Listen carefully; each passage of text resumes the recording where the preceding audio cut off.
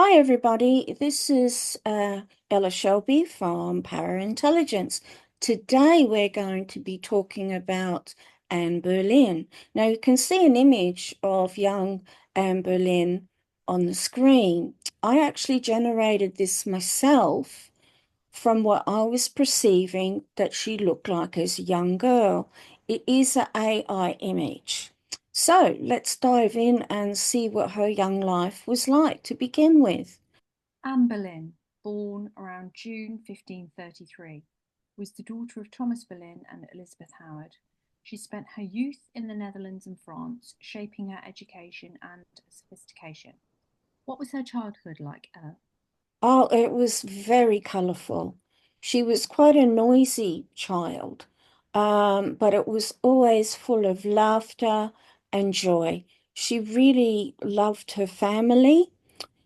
She was very, very good at needlework and other creative endeavors. I can actually see her dancing around her home with pure joy. She could come across as a little bit rude, but she was so innocent. And also, as she got older, she had a real flair for looking elegant. Her parents were very pushy and demanding of their children. Her mother wanted all her children to marry very important people within the community.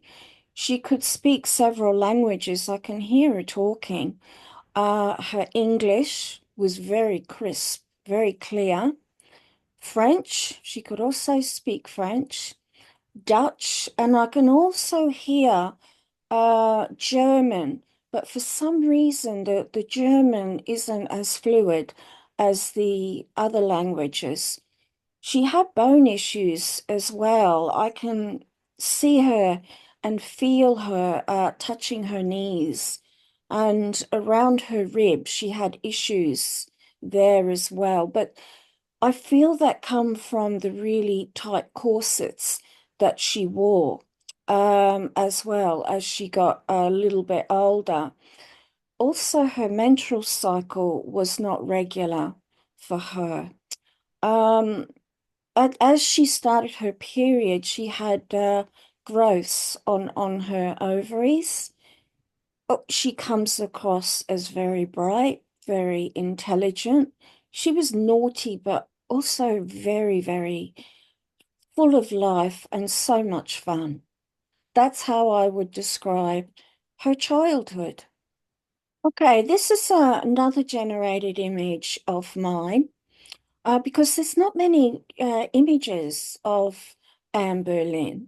So again, what I did was I went into the senses of what she actually looked like when she was young. And this is the image I came up with. So, anyway, you want to ask me a question, Anna? Let's have a look at her rise to prominence. So she returned to England and at that time caught the attention of Henry VIII while he was still married to Catherine of Aragon. Henry's desire to marry Anne led to England's break with the Roman Catholic Church as he sought an annulment from Catherine. What is Anne's side of the story? She basically was not interested in men at her age. She was interested in other things. And she was really enjoying her life. She felt that he had like a damp smell about him. And she also felt um, that his breath smelt as well. She had a very sensitive nose and almost completely ignored him in court. Of course, this made him very interested in her. He made promise after promise after promise to her. She only said yes to being queen because her mother actually forced her into it. Otherwise, she was not interested at all. Sadly, those were the days. Hold You, on, hold on. Right, this is yet another generated image of mine. And this is Anne and Henry as a married couple with Elizabeth. So, Anna, you'd like to ask me the next set of questions? Yes, so Anne was married to Henry and crowned queen. What was their marriage actually like, do you feel? Horrid. She hated his demands for intimacy. He was like a child, the way he carried on. Intimacy for her was also quite painful. She didn't enjoy it at all. She had no interest in sex. To Anne, Henry's body odor and breath were almost unbearable. She felt he was ugly in every way. She hated her mother for her fate. She hated the way he treated staff. He was a bully. He was very dominant.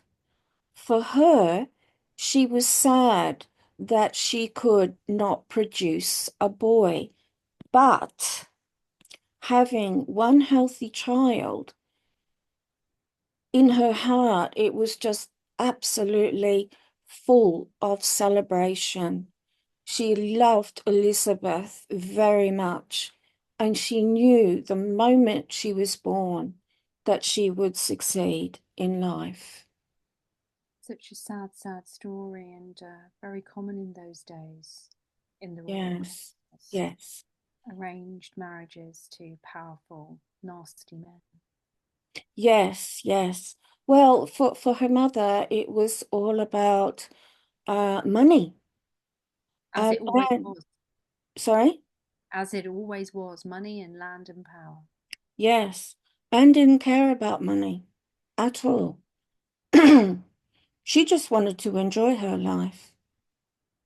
After Elizabeth, let's talk about Anne's failure to provide a male heir. I mean, failure in Henry's eyes, nobody else's, along with political machinations and Henry's then interest in Jane Seymour, I guess led to Anne's downfall. She was arrested on charges of adultery, incest, and treason. They were almost fabricated at the time with regards to Henry's desire to eliminate her. But take us through that, Ella. Yeah, she did meet a young man.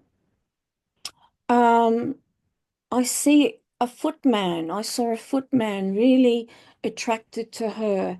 It was a magnetic because Anne was a real pleasure to be around.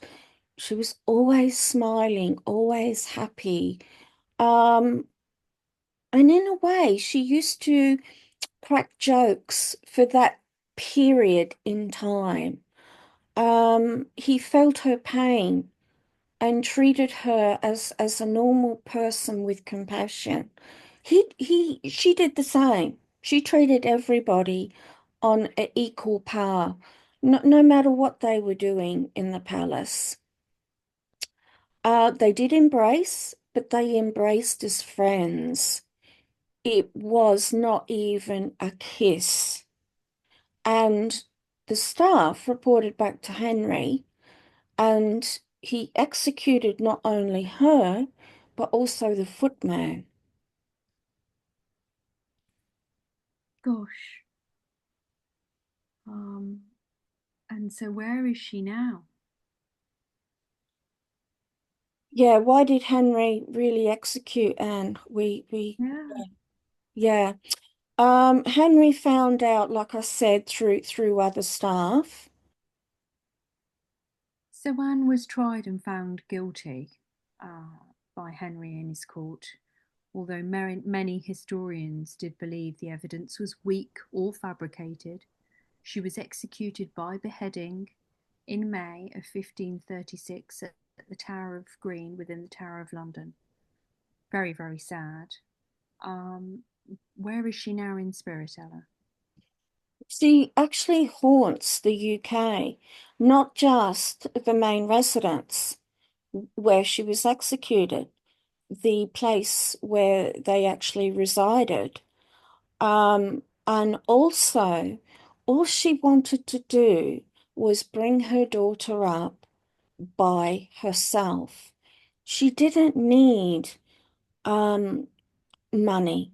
As long as she had enough to take care of herself and her child and pay the bills, basically, she would have been very happy to live quietly and let Henry have as many wives or whatever he did by himself.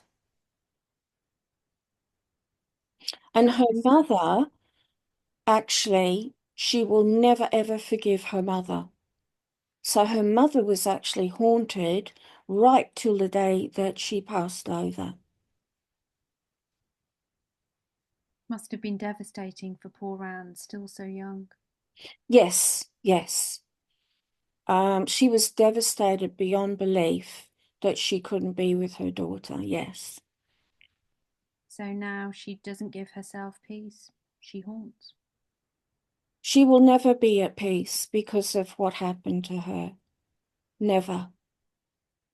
And it doesn't matter how many mediums try and pass her over into spirit, it's just not going to happen because she's determined to stay here.